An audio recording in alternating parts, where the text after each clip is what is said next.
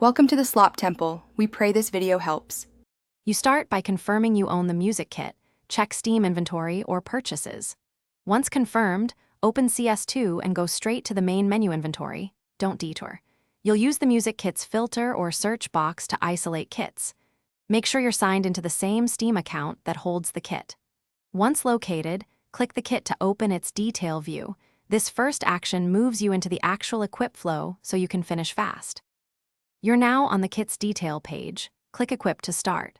Pay attention. CS2 lets you apply the kit globally or to particular playlists, so pick the scope that fits your music use. Once you choose, confirm the equip prompt. The UI will show an equipped badge or icon next to the kit. If you plan to switch frequently, use the same path later to swap kits.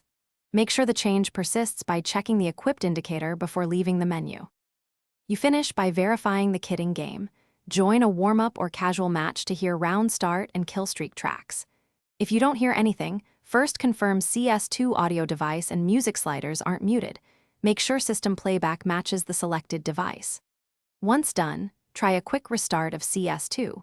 If the kit still won't play, return to inventory and re-equip.